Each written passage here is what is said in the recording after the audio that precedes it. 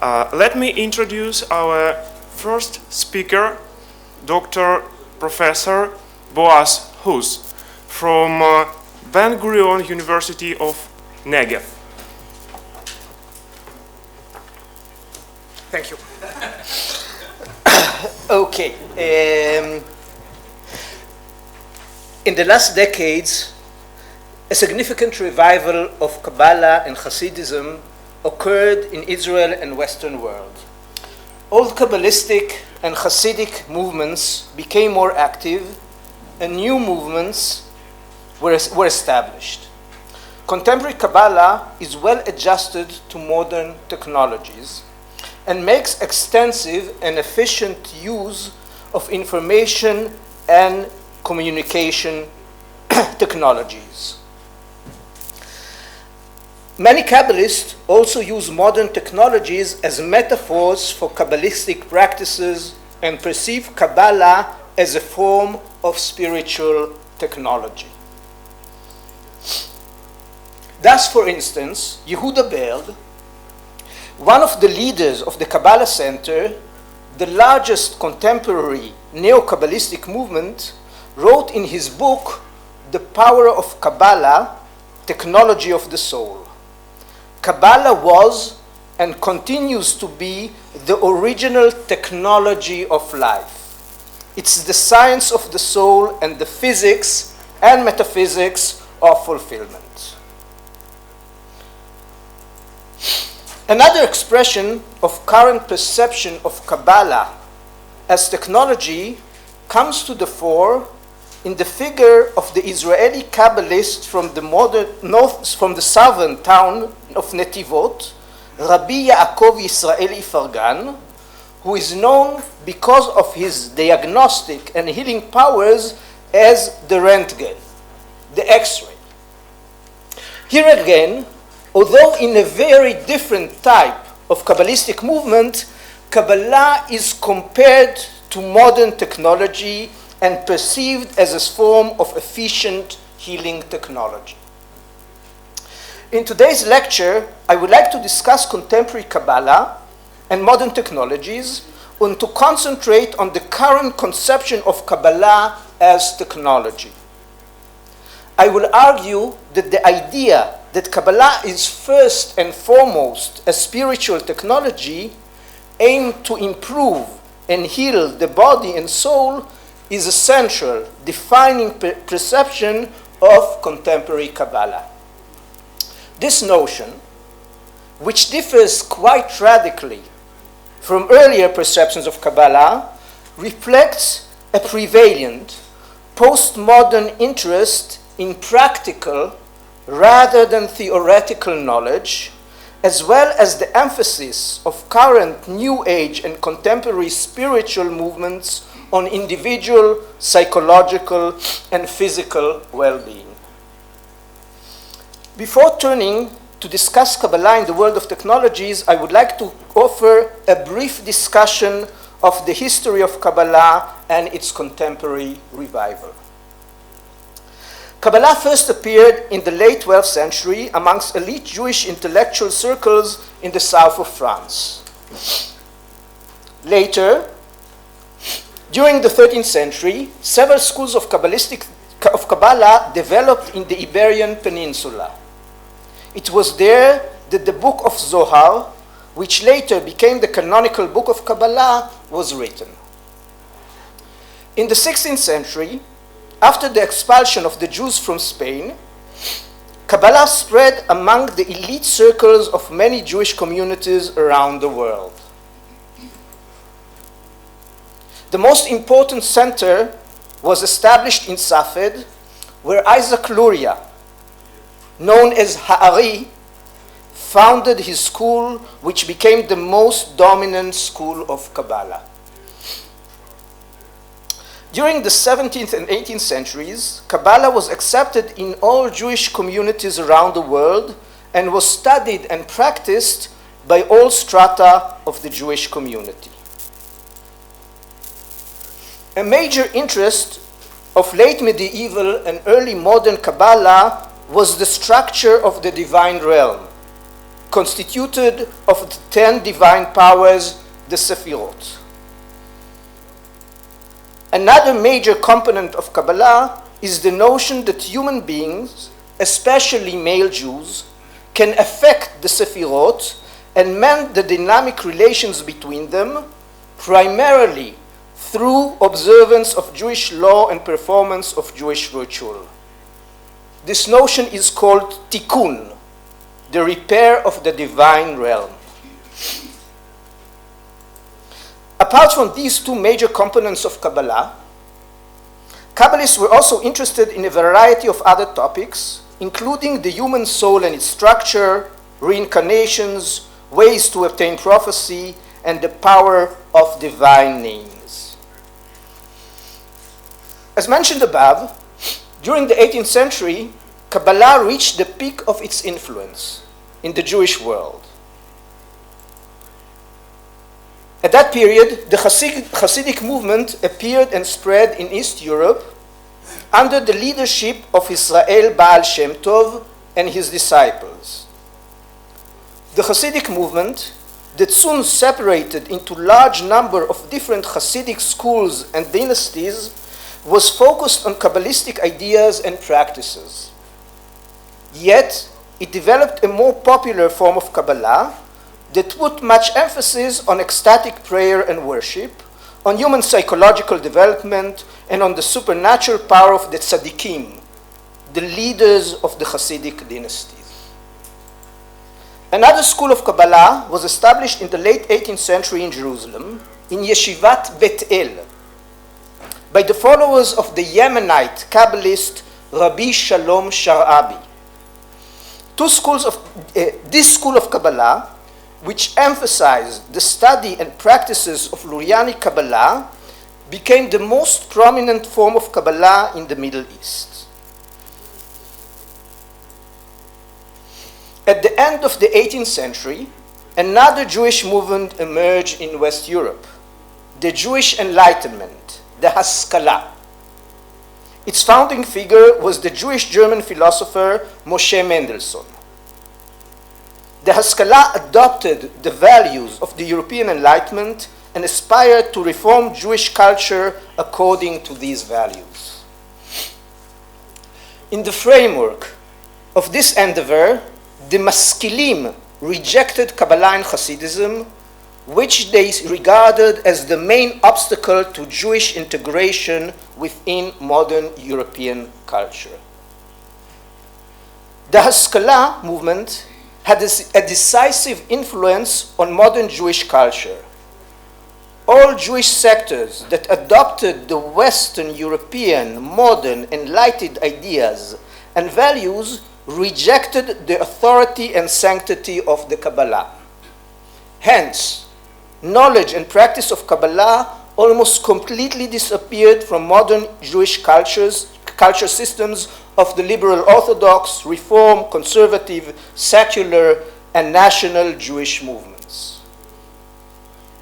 On the other hand, Kabbalah was studied, practiced, and perceived as sacred and authoritative in Jewish communities that rejected or were less exposed to the values of European Enlightenment and the Jewish Haskalah. Kabbalah preserved its central place in the East European ultra-Orthodox communities and in the Jewish communities in the Middle East and North Africa. Kabbalah and Hasidism became peripheral in 20th century culture, Jewish culture, especially after the Second World War and the foundation of the State of Israel. The destruction of the Jewish communities in East Europe, the immigration of the Jewish communities from Arab countries, and the dominance of secular socialist ideology in Israel all contributed to the marginalization of Kabbalah and Hasidism. Until the late 20th century, it seemed that Kabbalah was gradually disappearing from the Jewish cultural scene. This is a book written in 1965, I think, and he was looking for Jewish Kabbalists. All around the world, he found 9.5 mystics. Today, there are hundreds of different Kabbalistic and Hasidic movements. Sorry, I skipped a paragraph. Yet, and in quite a dramatic way, renewed interest in Kabbalah and Hasidism emerged in the late 20th century and is still growing in Israel, in Jewish communities around the world, and in global Western culture. Today, there are hundreds of different Kabbalistic and Hasidic movements. People study different forms of Kabbalah, turn to charismatic Kabbalists for advice and healing, and practice a variety of traditional and innovative Kabbalistic rituals. Furthermore, Kabbalistic themes are integrated in high and popular culture, including literature, cinema, pop music, and the arts. There is a large variety of contemporary forms of Kabbalah and Hasidism. I will mention only a few of them. Since the 1980s, there is a revival and reconstruction of Kabbalistic North African saint veneration tradition. Several contemporary Kabbalists of North African origin are perceived as having supernatural powers. Many people, not only of North African descent, turn to these Kabbalists for advice and blessing, and participate in rituals organized by them. One of the most prominent Kabbalists of North African descent was Rabbi Israel Abu Chatzera, known as the Baba Sali, whose grave site in southern Israel became a location of an annual pilgrimage and celebration. Another famous contemporary Kabbalist of North African descent is Rabbi Yaakov Ifargan, Harentgen, whom I mentioned and about whom I'll talk later. Other prominent contemporary Kabbalists, mostly of Middle Eastern origin, follow the teaching and practices of Rabbi Shalom Sharabi and the Bet El school. The Kabbalist of this circle was Rabbi Yitzchak Kaduri, originally from Baghdad. Kaduri, whose expertise was writing amulets, was already past his 80th birthday when his name spread in Israel as a powerful Kabbalist. Another younger Kabbalist of this school is Rabbi David Batzri, who stands at the head of a Kabbalistic yeshiva in Jerusalem. Basri, also of Jewish Iraqi descent, became known in the late 1990s as an expert in Luriani Kabbalistic rituals, including exorcism of spirits of the dead, Dibukim. You can see here in conducting two ceremonies, and I suggest you to try and guess what is he doing in this, what is this ceremony. I'll get back to that later. Hasidic movements also became much more popular and active in the late 20th century. The most prominent and visible of contemporary Hasidic movements is the Habad Movement, who became very active in the United States and Israel under the leadership of Rabbi Menachem Mendel Schneerson, the Lubavitcher Rebbe. Since the 1990s, many of the Chabad Hasidim identified their aging rabbi as the Messiah, and even today, after his death, they publicly declare him as the Messiah and await his return. Another very active and visible neo-Hasidic movements are the Breslav Hassidim, who follow the teaching and believe in the almost divine status of the early 19th century Hasidic Rabbi Nachman of Breslov. Breslav Hassidim are very visible on the Israeli public arena, and thousands of Breslav Hassidim participate in the annual pilgrimage to the grave of Rabbi Nachman in Ukraine. Other contemporary movements today follow the teaching of an early 20th century communist Kabbalist, Rabbi Yehuda Ashlag. The largest contemporary neo-Kabbalah movement today, the Kabbalah Center, was founded in the 1960s in the United States by Rabbi Philip Berg. We'll hear more about him today, also in the next lecture. In the 1990s, the Kabbalah Center became an international movement with branches in Israel, the United States, South America, and Europe. The Kabbalah Center integrates many New Age motives in its teaching, and in difference to the other contemporary Kabbalah movements that I mentioned, it is not open not only to Jews. In the 1990s, several pop celebrities joined the Kabbalah Center, the most famous amongst them, Madonna. Finally, I will mention another growing Neo-Kabbalah movement, which is also based on the teaching of Rabbi Yehuda Ashlag, Bnei Baruch. Bnei Baruch is headed by Michael Leitman, who immigrated from Russia to Israel in the 1970s and studied first at the Kabbalah Center and later with the son of Rabbi Yehuda Ashlag, Rabbi Baruch Ashlag. In the 1990s, Leitman established the Bnei Baruch movement, whose center is in Israel, but has branches all over the world, and is especially successful in Russia and other former Soviet Union countries.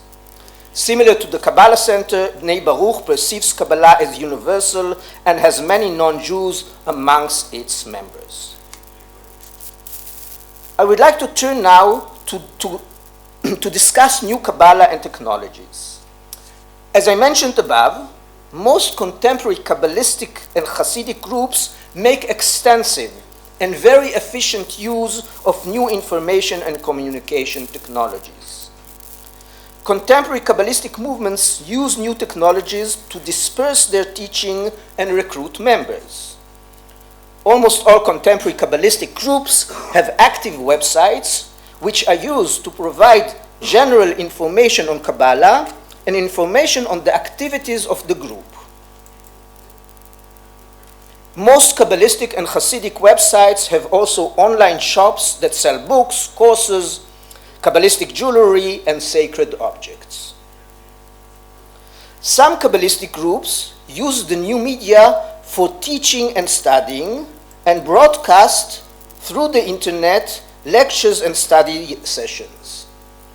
Thus, for instance, Bnei Baruch members around the world can participate through the internet in the daily early morning study sessions that are held in the Bnei Baruch headquarters in Israel. There is also some use of modern technologies in the performance of Kabbalistic practices. A few Kabbalistic groups offered online meditation web pages. Other groups offer online blessings of Kabbalists or offer to download Kabbalistic amulets. This is an amulet by Kaduri with instructions how to download and use it, and here a request for blessing from a rabbi online. An interesting use of the internet was the performance of an exorcism ceremony through Skype. In 2010, as you guessed, I'm sure before, the slide before, the Jerusalem Kabbalist Rabbi David Basri tried to exorcise a dibuk from a young person in Brazil through Skype. Here is the ceremony. The use of new technologies has a considerable impact on the shape of contemporary Kabbalah. The ability to disperse Kabbalah to wider audiences without time and space restraints and the facility of having daily, immediate contact with followers in distant places enables and enhances the international growth and the global nature of some of the large contemporary Kabbalistic movements, such as the Kabbalah Center and Bnei Baruch. The globalization of Kabbalah affected the social structures of neo-Kabbalistic movements, who became multinational and also multi-religious movements. The international, global nature of some of the neo-Kabbalistic movements had also an effect on the universalistic and exoteric nature of the teaching of contemporary Kabbalah, that emphasized a universal message of Kabbalah and downplay its particularistic Jewish elements. Contemporary Kabbalah do not only make practical use of modern technology, they also use technology as a central concept in their formulation of the nature and significance of Kabbalah. As I mentioned in the beginning of my talk, the concept of Kabbalah as technology is central in the largest contemporary neo-Kabbalistic organization, the Kabbalah Center. Thus, for instance, Yehuda Berg, the son of the founder of the movement, wrote in the introduction to his book, The Power of Kabbalah, which was launched on January 1st, 2000. And I cite, "In ancient times, the word Kabbalah struck fear into the hearts of most religious leaders. Shrouded in secrecy and centuries ahead of its time in its speculations, Kabbalah became subject to false rumors and suspicions. Imagine yourself trying to explain the concept of the telephone or the internet to people in the 15th or 16th centuries. You'd be branded as a mystic. And Kabbalah was called Mysticism for the very same reason. But what was once considered mysticism is now called science. As the renowned writer Arthur C. Clarke put it, any sufficiently advanced technology is indistinguishable from magic. Kabbalah was and continues to be the original technology of life. It is science of the soul and physics and metaphysics of fulfillment." According to Yehuda Berg, Kabbalah is technology. Its perception as mysticism or magic emerged because its technological efficiency was not understood in earlier periods. Berg compares Kabbalah to modern communication technologies, telephone and internet. He perceives the Kabbalistic practices of the Kabbalah Center, such as meditation on the 72 names of God or the scanning of the Zohar, as technologies that enable connection with the divine light or infinite spiritual current. According to Berg, the purpose of the Kabbalistic technologies is spiritual advancement and fulfillment. Thus, for instance, in the foreword to another book, The 70 Names of Gods, Technology of the Soul, Berg writes, "In the page of this book, you will find a set of superbly powerful spiritual tools, an entire technology of healing, protection, and positive change."